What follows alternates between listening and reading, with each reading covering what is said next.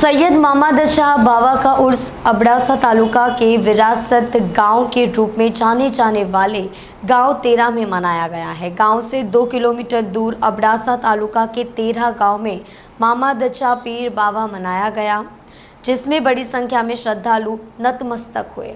हर साल की तरह इस साल भी ये उर्स भव्य तरीके से मनाया गया, जहां हिंदू मुस्लिम भाई एकजुट होकर इस उर्स को मनाते हैं, जिसमें बकमल खदो और खाने पीने के स्टॉल के साथ साथ छोटे बच्चों के लिए खिलौने और विभिन्न खेलों के स्टॉल भी इस मेले में देखने को मिलते हैं, जिसमें अगले दिन सुबह दरगाह पर चादर चढ़ाई गई और फिर तकरीर और न्यास का कार्यक्रम हुआ।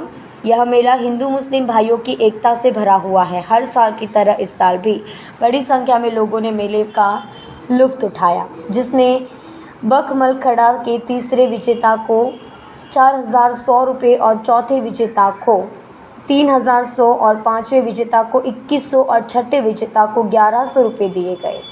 वर्तमान निज़ामुद्दीन बाबा सैयद, सरपंच श्री भानुशाली लक्ष्मीदास कांजी भाई खत्री, अब्दुल भाई, व्यापारी मंडल के चंद्रकांत भाई गोरे, पूर्व सरपंच आदम भाई लोदरा, न्याय समिति अध्यक्ष तेरा ग्राम पंचायत हरीश भाई माहेश्वरी, सामाजिक नेता महेश भाई भानुशाली, जिलूभा सोढ़ा भी उपस्थित थे। इस मेले में पंच के रूप में सेवा करने वाले जाट दादा भाई और मंदरा एडम प्रदर्शन कर रहे थे।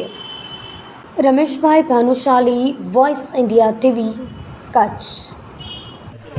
आज रोज 13 થી 3 કિલોમીટર એક જંગલમાં આ સ્થળ આવેલું છે, જે શહીદ મોહમ્મદ શાહ પીરનું હિન્દુ અને મુસ્લિમ સાથે મળીને આ મેળો એકતાથી ઉજવીએ છીએ। મારા પહેલાં જે બાવાએ વાત કરી આપણા, તો એણે કીધું કે રાજાશાહીમાં જે ચડાઈ થઈ હતી ત્યારે પણ આ પીરની બહુ જબરી ભૂમિકા હતી। અને બાજુમાં એક ડોશીમાં અહીંયા રહેતા હતા, બાજુમાં બકાલી, એને કીધું કે ભાઈ આ જે ફકીર હતા આપણા ઓલિયા, એ જઈને કીધું કે ચાય પીરાવ, તો એ કહે દૂધ બૂધ છે નહીં, તમે જાઓ। એક નાની એવી કે છે નાની એવી વાછડી ઊભી હતી, એના ઉપર હાથ રાખી અને શહીદ મોહમ્મદ શાહ પીરે કીધું કે હવે એમાંથી દૂધ લ્યો, તો એમાંથી દૂધ આવ્યું। ત્યારે એ બકાલીબાઈને ખ્યાલ આવ્યો કે આ તો કોઈ જબર ઓલિયા છે ને ખરેખર આના પરચા બહુ છે। અત્યારે સમજી લો કે હિન્દુ જેટલા મુસ્લિમ છે એટલા હિન્દુઓ છે, સાથે મળીને સાથે બધા ઉજવીએ છીએ આ પર્વ એકતાથી। અહીંયા બકમલ આખરો રાખવામાં આવે છે। અમુક નાના બાળકો છે એ ચાલતા ન હોય તો એની પણ અહીંયા માનતા કરે છે ને એવા ઘણા દાખલા છે જે દીકરા હાલતા થયા છે। એટલે આના પરચા બહુ છે। અહીંયા સમજી લો કે બકમલ આંકડો છે, આજુબાજુ કચ્છમાંથી બધા સમજી લો કે અહીંયા ખાણીપીણીવાળા આવે છે। ખાલી 4 કલાકનો મેળો હોય છે। એવો ખાણીપીણીવાળો કે ચીચોડાવાળો એવો ન હોય કે જે 20-25 હજારનો ધંધો કરીને જાય અહીંયાથી, જે આવે છે એ રાજી થઈને જાય છે। એટલે આ ઓલિયાની ચમત્કારની શું વાત કરું, મારા કારણે કોઈ શબ્દ નથી। જય સૈયદ મોહમ્મદ પીરનો મેળો એક હિન્દુ મુસ્લિમની એકતાનો મેળો છે। તેરાની અંદર દર વર્ષે આ મેળો યોજાય છે અને હિન્દુ મુસ્લિમ ભાઈઓ સાથે રહી અને આ મેળાની ઉજવણી કરે છે। અમારી આ ત્રીજી પેઢી છે, મારા બાપુજી, મારા દાદા બાપા અને આ મારો પુત્ર, અમે આ ભજીયા ડાળના ખાસ એટલા માટે બનાવીએ છીએ। આ મેળામાં એક જ અમારી દુકાન હોય અને વાટી ડાળના, મગની ડાળના ભજીયા પ્રખ્યાત ભજીયા છે અને 12 મહિનામાં એક જ અમારી દુકાને આ બને છે। અને આ મેળો છે તેરાની એકતાનો એક સંપૂર્ણ હિન્દુ મુસ્લિમ ભાઈઓ સાથે રહી અને આની ઉજવણી કરે છે। જય માતાજી। આજે તેરા મધ્ય પીર શ્રી શહીદ મોહમ્મદ શાહ પીરનું ઉર્સ યોજવામાં આવેલ છે। એ ઐતિહાસિક મેળો છે। અમારા પુરખોના હિસાબે અંદાજિત 400 જેવા વર્ષ થઈ ગયા છે। જ્યારે આ જગ્યા ઉપર તમે જોઈ શકો છો કે આ એક જંગલની જગ્યા ઉપર આવી અને સિંધમાંથી આવી અને પોતાની માલિકની બંદગી કરી અને પછી અહીંયા રાત દિવસ અહીંયા જ રોકાણ કર્યો।